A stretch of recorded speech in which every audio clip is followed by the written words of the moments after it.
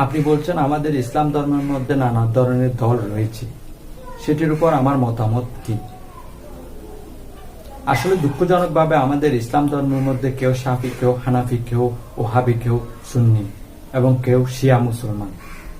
তবে আমি যেরকম হিন্দুদের বেদ পড়ে দেখতে বলতেছি, ঠিক মুসলিমদের কোরআন পড়ে দেখতে বলতেছি। পবিত্র কোরআনে সূরা আল ইমরানের 103 নম্বর আয়াতে উল্লেখ আছে, ওয়া তাসিবু বিহামদি ইল্লা জমি তাফাররাকু, তোমরা আল্লাহর রাজ্য শক্ত করে ধরো এবং পরস্পর বিচ্ছিন্ন হইও না। এবং পবিত্র কোরআনে সূরা আল আলামের 159 নম্বর আয়াতে উল্লেখ আছে, হে রাসূল, যারা দিন সম্বন্ধে নানার মত তৈরি করে তাদের দায়িত্ব তোমার না। ইসলাম ধর্ম অনুযায়ী নানার মত দল তৈরি করা সম্পূর্ণ নিষেধ এবং হারাম।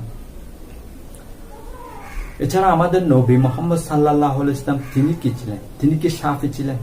তিনি কি মাশরাফি ছিলেন? তিনি কি মালিকি ছিলেন? তিনি কি শিয়া ছিলেন? তিনি কি ওহাবি ছিলেন? তিনি ছিলেন একজন মুসলিম।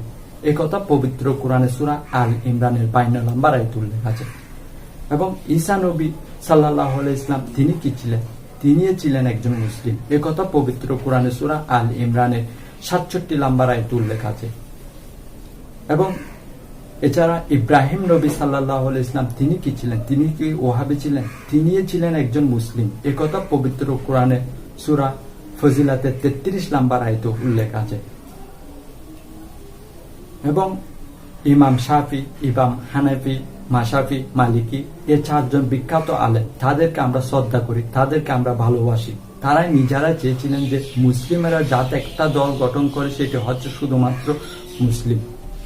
দুঃখজনকভাবে আমাদের ইসলাম ধর্মের মধ্যে নানা ধরনের দল রয়েছে, কিন্তু একটি দল আছে, সেটি হচ্ছে যারা আল্লাহ এবং তার রাসূলের আনুগত্য স্বীকার করে এবং আল্লাহ রাসূলের দ্বীন মেনে চলে। তাদেরকে বলা হয় আহলে সুন্নাত আল জামাত। এই দলটি করা যায়। আহলে সুন্নাত আল জামাত কোনো দল না, সেটা হচ্ছে যে আল্লাহ এবং রাসূলের দ্বীনকে প্রতিষ্ঠাতা করে এবং আল্লাহ রাসূলের দ্বীনকে মেনে চলে। এটাই হচ্ছে তাদেরকে বলা হয় আহলে সুন্নাত আল জামাত। আর আমাদের নবী মুহাম্মদ সাল্লাল্লাহু আলাইহি ওয়াসাল্লাম নিজে বলে গিয়েছিলেন যে ভবিষ্যতে 73টি দল হবে, তবে কয় দলে বিভক্ত হবে সেটা বলেননি। সেটা হচ্ছে তিরমিজি হাদিস, সহিহ হাদিস 171 নম্বর হাদিসে উল্লেখ আছে সেটি। তবে এটি ভবিষ্যতে হবে, তবে কয় দলে বিভক্ত হবে সেটি কিন্তু বলা নেই। আবার বলছি, আহলে সুন্নাত আল হাদিস হচ্ছে এটি কোনো দল না, সেটি হচ্ছে যে যারা আল্লাহ এবং রাসূলের আনুগত্য স্বীকার করে এবং আল্লাহ এবং রাসূলকে মেনে চলে, তাদেরকে বলা হয় আহলে সুন্নাত আল জামাত।